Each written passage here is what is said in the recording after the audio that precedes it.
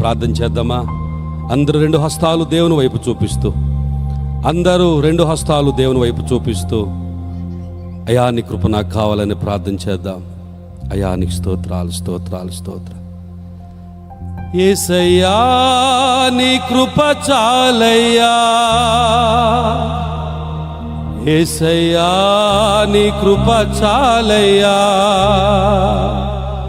యేసయ్యా నీ కృప చాలయ్యా,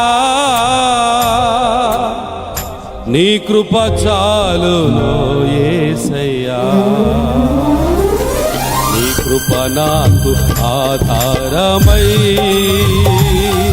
నీ కృప నాకు ఆశ్రయమై, ప్రతి స్థలమునా ప్రతి క్షణమునా నన్నెంతో బలపరచెను, ప్రతి స్థలమునా ప్రతి క్షణమునా నన్నెంతో బలపరచెను. యేసయ్యా నీ కృప చాలయ్యా, యేసయ్యా నీ కృప చాలయ్యా, యేసయ్యా నీ కృప చాలయ్యా, నీ కృప చాలును యేసయ్యా. ఆమేన్. దేవుని యొక్క సన్నిధిలో ప్రియులారా, కృప ఎంత ప్రాముఖ్యమైనదో, ఆ కృప కొరకు ఏ విధంగా మనం ఉండాలో, శ్రమానుభవం మనకు ఉండాలని, అన్ని విషయాలలో మనం ఉత్తముగా ఉండాలని, ఎంత గొప్ప సత్యాన్ని దేవాది దేవుడు మనకు బయలుపరిచారు. యానికి స్తోత్రాలు, ఆమేన్, స్తోత్రం.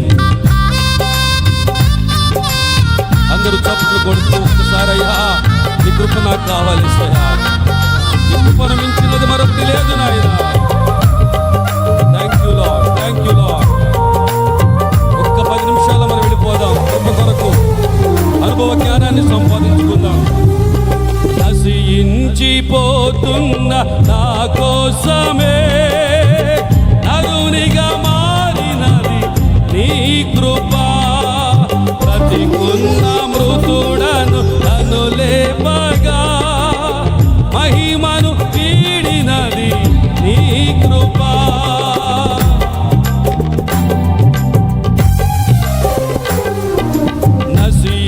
నశించిపోతున్న నా కోసమే నరునిగా మారినది నీ కృప, బ్రతికున్న మృతుడను నన్ను లేపగా మహిమను వీడినది నీ కృప.